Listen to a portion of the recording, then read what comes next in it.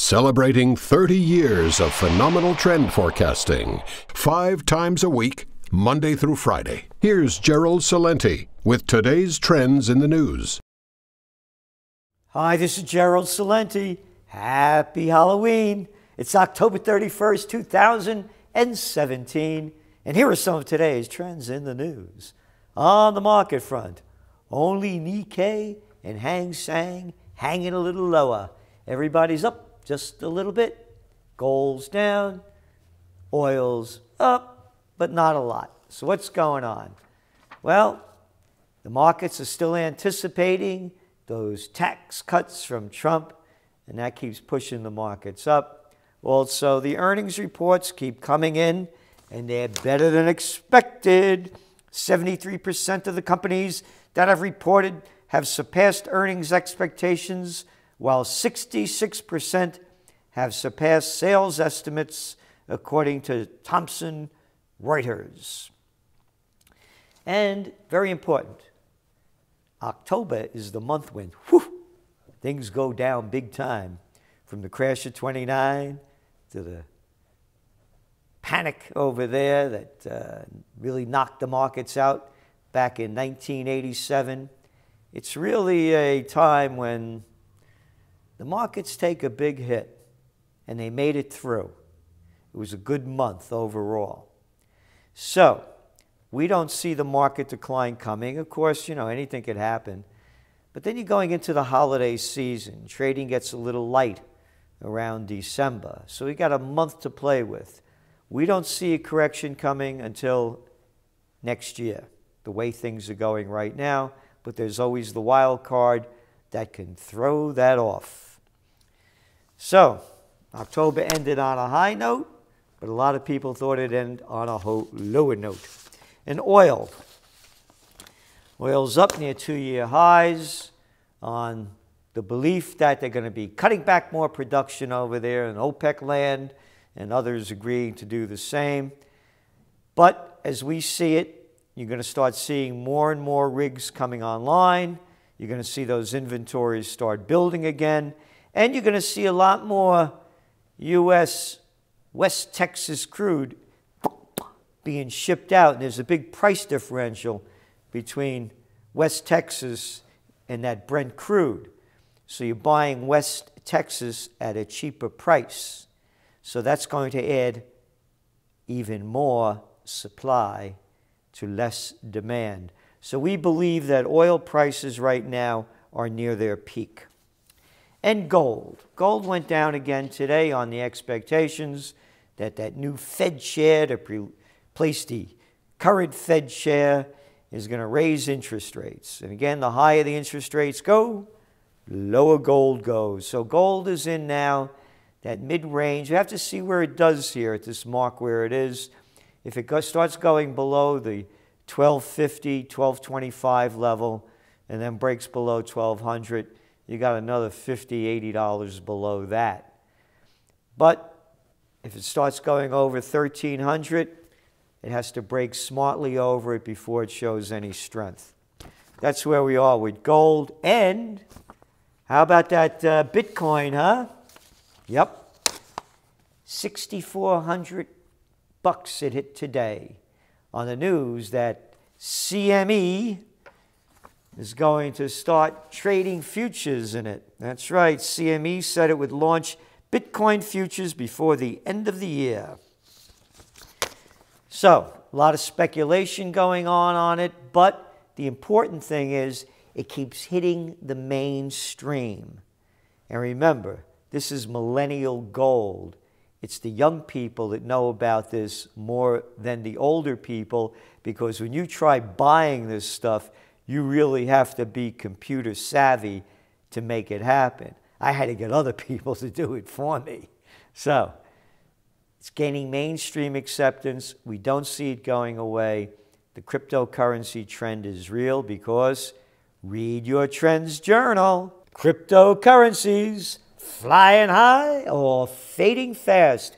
We've been on top of this, and we believe we have some of the most strategic forecasts that give a lot of basis to where it's going, why it won't go in some directions, and thrive in others. Only in the Trends Journal, where you read history before it happens, and in your Trends Monthlies. And what else did you read in your Trends Journal? Hey, how about your top trends for 2017? Yep. Silicon Valley, Rust Belt 2.0. Again, the Chinese are putting their money in building their economy for the 21st century. As I mentioned, China promotes Internet plus manufacturing. It goes on to say, the decision was made at a State Council executive meeting. The integration between the Internet and the real economy will be future deepened, and the development of the industrial Internet will be accelerated through the implementation of Made in China 2025 strategy in an effort to transform the nation into a global leader in the industrial Internet. Listen to that language coming out of the government, and you know what you get from this government? This is what you get. Oh, come on now. That ain't even bullshit. That's horse shit. That's all you get. The Russians are coming. The Russians are coming. Yeah, that's the headline news. They got a guy, this guy, blah, blah, blah, blah, this and he did that. Well, they're doing this.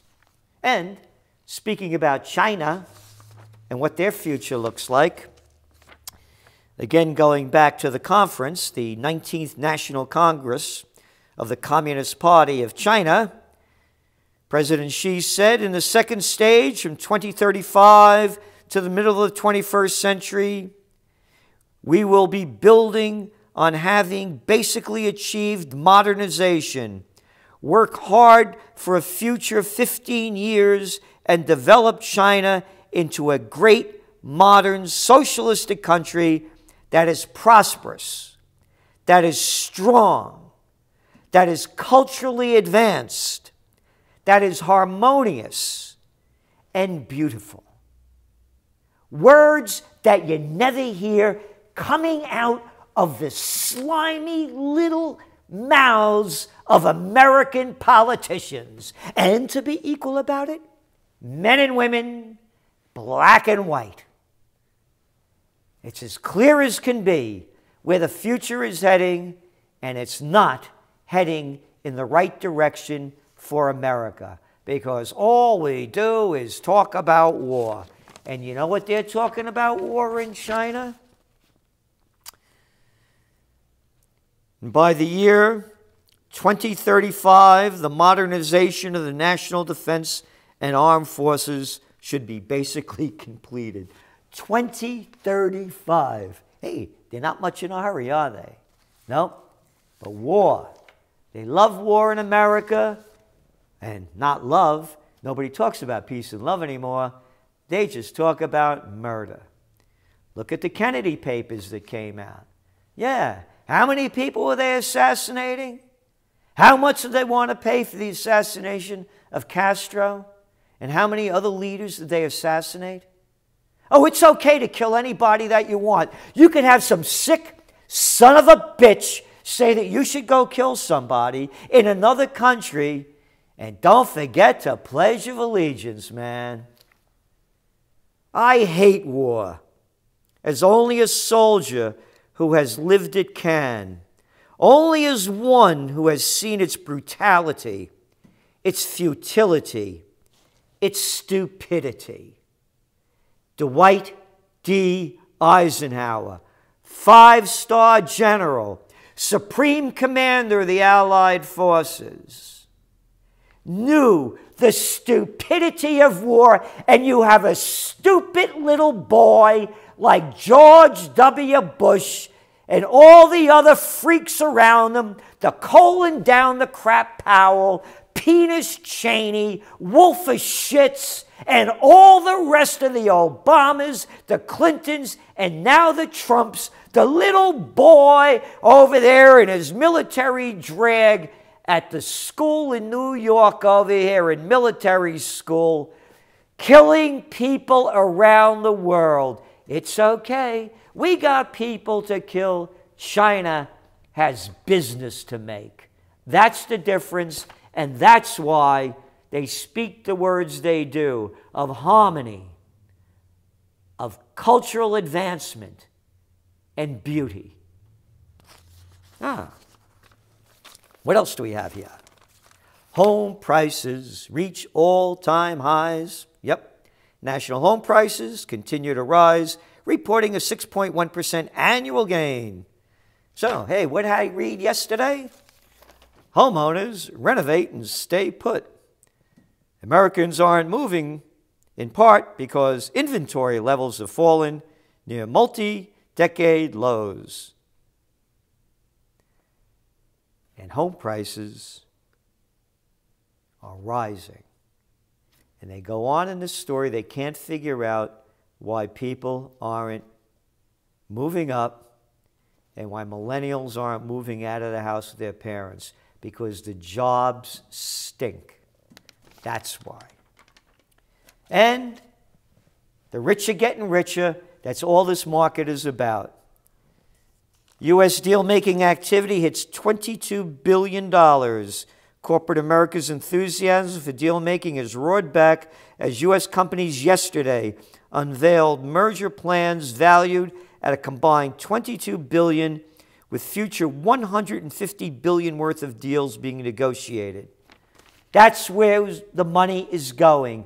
Record low interest rates, median household income at 1999 levels, 78% of the people living paycheck to paycheck. If you get a $400 unexpected bill, people can't pay it. But the merger and acquisitions keep getting bigger and bigger. Deals announced yesterday include a $10.7 billion takeover of Denergy, blah, blah, blah, blah. The $9.3 billion merger between Lennar and Cal Atlantic Group, blah, blah, blah, blah. And the $1.9 billion acquisition of for-profit education company Capella by rival Strayer. Yep.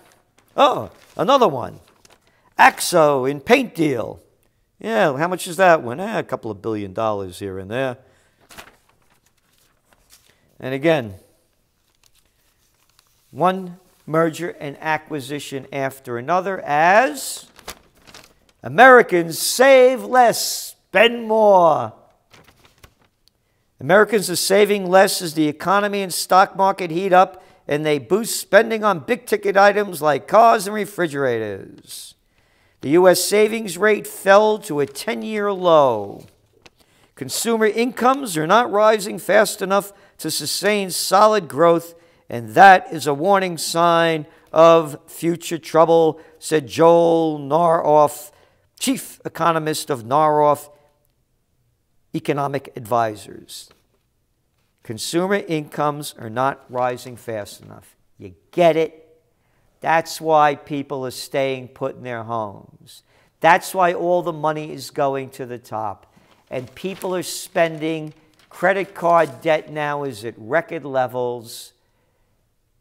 Consumer debt, college debt, the debt levels build, the merger and acquisition activities increase. The pressure for a bubble is building. But consumer confidence hits highest levels since December 2000. That's right, 17 years. I'm mentioning this because at the same point, Trump's approval rating hits a new low in poll, 38%. I'm making this point because the propaganda that the media keeps putting out, the popularity of the president, has very little to do with the economic fundamentals. And the economic fundamentals are this: as long as money stays cheap, people will keep borrowing, businesses will keep buying back their stocks and raising the stock market levels, as merger and acquisitions also increase those. And then again, the news they don't talk about much here in the United States is what's going on over there in Spain, in Catalonia. So just a few of the headlines. On Monday, Catalonia's first day of direct rule puts Madrid authority to the test. Separatists pledge to defend regional ministers. And the next day, Madrid reasserts its grip on Catalonia and threatens separatists with prison. Wow. Whoa. No voting, no referendums, they're not allowed. Spain's Constitutional Court cancels Catalonia Declaration of Independence. And now, Catalan president, cabinet flee to Belgium amid Spanish arrest threats. How about that for democracy, huh? We don't like what you're doing and we're going to put you in jail for it. Yep. Could you imagine if this was happening in one of the Soviet countries that are now Russian countries? Yeah. Could you imagine if the Russians did this, if a group tried to break away within the Russian province? Hey, it was okay for Slovenia. Remember the Czechoslovakia? Yeah, the Slovakia is gone. They had a referendum. Boop. Weren't independent before, but that was okay. Hey, how about Yugoslavia? And they broke all that up, and the people voted to break away. They didn't even vote. Matter of fact, the United States let them break away. But when they vote to break away in Catalonia, put them in jail. That's right. We're a different kind of dictatorship. And the people buy it in this country because they don't know anything about what's going on, nor do they care. Happy Halloween. This is Gerald Celente, and that's some of today's Trends in the News.